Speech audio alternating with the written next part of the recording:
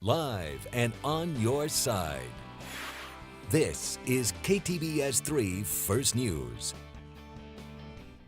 Good Wednesday morning, Arklatex, and thanks for starting your day with us here on First News.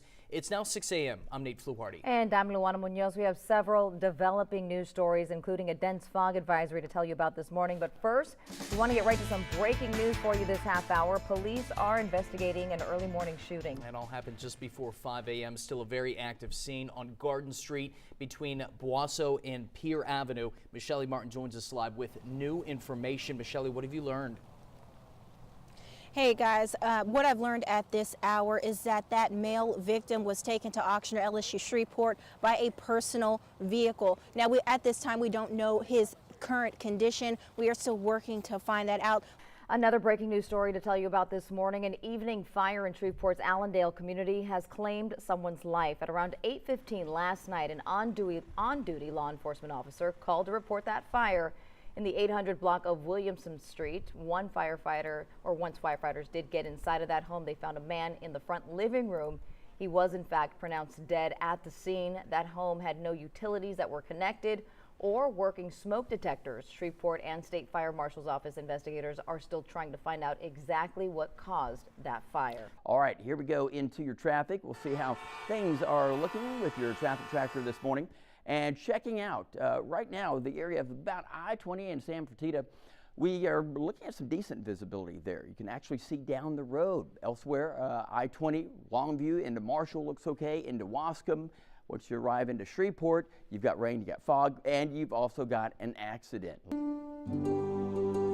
It is one of the things I love about my job, the things that I have seen over the last 40 years, people who do amazing things for causes that they believe in. I saw it just a few weeks ago, two young women from right here, your neighbors, walking 118 miles over 3 days for their faith based on a child born 2,000 years ago. Roads, I have driven down a bunch of them over the last 40 years. On occasion, I see something out of the ordinary. Happened the other day on Highway 80 East in East Texas. A couple of young ladies walking.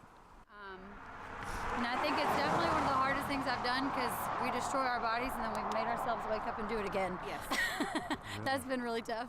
It's being called a new era in transportation. Overnight, Tesla CEO Elon Musk showed off a test tunnel for a so-called Hyperloop in LA. Musk calls it the answer to soul-destroying traffic. The goal is to whisk cars full of people through an underground tunnel, avoiding congestion on the roads above.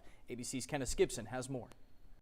This morning, Tesla CEO Elon Musk taking the wraps off his high-speed tunnel system. There are three things we want you to know. Of course, a Bossier Parish police juror is in trouble with the law once again. District 6 juror Rick Avery was arrested on Monday night by Bossier Parish Sheriff's deputies.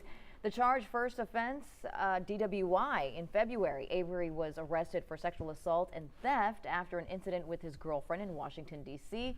That case was later dismissed. Number 2, an evening fire in Shreveport's Allendale community claims a life.